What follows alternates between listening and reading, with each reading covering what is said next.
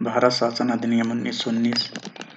इसने प्रांतीय विषयों को पुनः दो भागों में विभक्त किया: हस्तांतरित और आरक्षित। हस्तांतरित विषयों पर गवर्नर का शासन होता था और इस कार्य में वह उन मंत्रियों की सहायता लेता था जो विधान परिषद के प्रति उत्तरदायी थे। दूसरी ओर आरक्षित विषयों पर गवर्नर कार्यपालिका परिषद की सहायता से शासन करता था जो विधान परिषद के प्रति उत्तरदायी नहीं थी। शासन की इस दोहरी व्यवस्था को द्वैध शासन व्यवस्था कहा गया।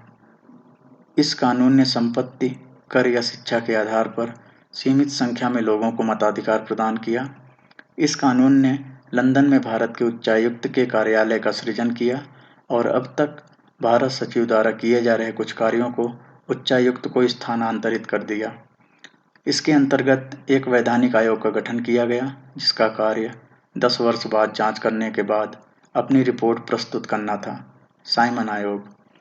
ब्रिटिश सरकार ने नवंबर 1927 में नए संविधान में भारत की स्थिति का पता लगाने के लिए सर जॉन साइमन के नेतृत्व में 7 सदस्यीय वैधानिक आयोग के गठन की घोषणा की। आयोग के सभी सदस्य ब्रिटिश थे, इसलिए सभी दलों ने इसका विरोध किया। आयोग ने 1930 में अपनी रिपोर्ट पेश की तथा द्वैध शासन प्रणाली, राज्यों में सरकारों का विस्तार, ब्रिटिश भारत के संघ की स्थापना एवं सांप्रदायिक निर्वाचन व्यवस्था को जारी रखने आदि की सिफारिशें की। आयोग के प्रस्तावों पर विचार करने के लिए ब्रिटिश सरकार ने ब्रिटिश सरकार, ब्रिटिश भारत और भारतीय रियासतों के प्रतिनिधियों के साथ 3 गोलमेज सम्मेलन किए। इन सम्मेलनों में हुई चर्चा के आधार पर संवैधानिक सुधारों पर एक श्वेत पत्र तैयार किया जिसे विचार के लिए ब्रिटिश संसद की संयुक्त प्रवर समिति के समक्ष रखा गया। इस समिति की सिफारिशों को कुछ संशोधनों के साथ भारत परिषद अधिनियम 1935 में शामिल कर दिया गया। सांप्रदायिक अवार्ड। ब्रिटिश प्रधानमंत्री रैमजे मैकडोनाल्ड ने अगस्त 1932 में अल्पसंख्यकों के प्रतिनिधित्व पर एक योजना की घोषणा की। इसे कम्युनल अवार्ड या सांप्रदायिक अवार्ड के नाम से जाना जाता है। दलितों के लिए अलग निर्वाचन व्यवस्था से गांधी जी बहुत व्यथित हुए और उन्होंने अवार्ड में संशोधन के लिए पूना की यरवदा जेल में अनशन प्रारंभ कर दिया। अंततः कांग्रेस नेताओं और दलित नेताओं के बीच एक समझौता हुआ जिसे पूना समझौता के नाम से जाना जाता है। भारत शासन अधिनियम 1935। यह एक लंबा और विस्तृत दस्तावेज था जिसमें 321 धाराएं एवं 10 अनुसूचियां थीं।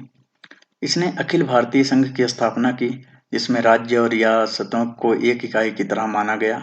अधिनियम ने केंद्र और इकाइयों के बीच 3 सूचियों, संघीय सूची, राज्य सूची और समवर्ती सूची के आधार पर शक्तियों का बंटवारा किया गया। इसने केंद्र में द्वैध शासन प्रणाली का आरंभ किया। परिणामतः संघीय विषयों को स्थानांतरित और आरक्षित विषयों में विभक्त करना पड़ा। इसने 11 राज्यों में से 6 में द्विसदनीय व्यवस्था प्रारंभ की। इस प्रकार बंगाल, मुंबई, बिहार, संयुक्त प्रांत, वर्तमान में उत्तर प्रदेश एवं उत्तराखंड और असम में द्विसदनीय विधान परिषद और विधानसभा बन गई। इसने भारत शासन अधिनियम 1858 द्वारा स्थापित भारत परिषद को समाप्त कर दिया। इंग्लैंड में भारत सचिव को सलाहकारों की टीम मिल गई।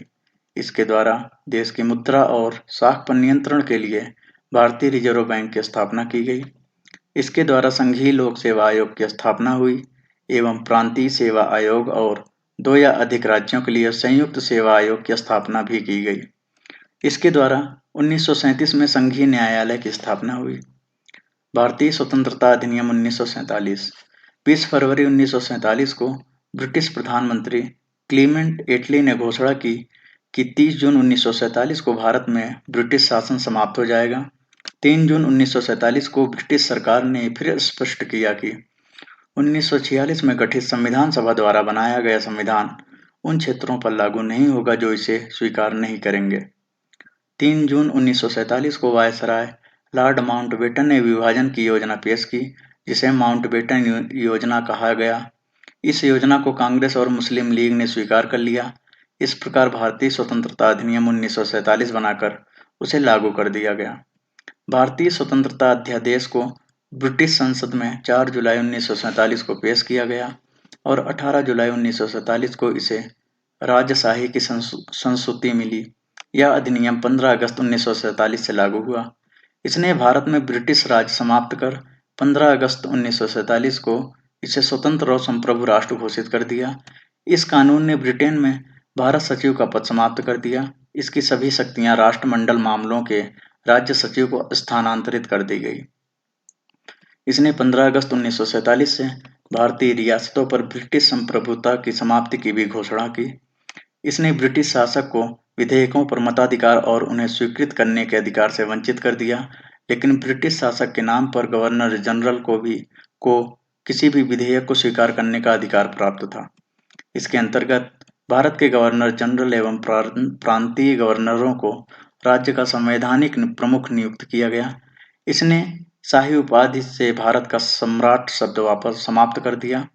इसने भारत के राज्य सचिव द्वारा सिविल सेवा में नियुक्तियां करने और पदों में आरक्षण करने की प्रणाली समाप्त कर दी। 15 अगस्त 1947 से पूर्व सिविल सेवा कर्मचारियों को वही सुविधाएं मिलती रहीं जो उन्हें पहले से प्राप्त थीं।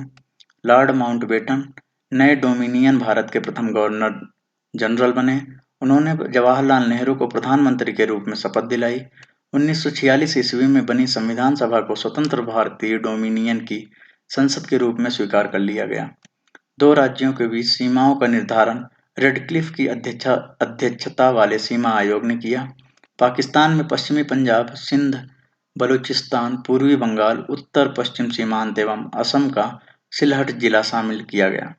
अंतरिम सरकार, सदस्य एवं धारित विभाग, जवाहरलाल नेहरू परिषद के उपाध्यक्ष, राष्ट्रमंडल संबंध तथा विदेशी मामले, सरदार वल्लभ भाई पटेल गृह, सूचना एवं प्रसारण, डॉक्टर राजेंद्र प्रसाद खाद्य एवं कृषि, जॉन मथाई उद्योग एवं नागरिक आपूर्ति, जगजीवन राम श्रम, सरदार बलदेव सिंह रक्षा, C.H. भाभा कार्य खान एवं ऊर्जा, लियाकत अली खां वित्त, अब्दुर रब निस्तार डाक एवं वायु, आसफ अली रेलवे एवं परिवहन, सी राजगोपालाचारी शिक्षा एवं कला, I. चुंदरीगर वाणिज्य, गजनफर अली खान स्वास्थ्य, जोगेंद्र नाथ मंडल विधि। अंतरिम सरकार के सदस्य वायसराय की कार्यकारी परिषद के सदस्य थे। वायसराय परिषद का प्रमुख बना रहा, लेकिन जवाहरलाल नेहरू को परिषद का उपाध्यक्ष बनाया गया।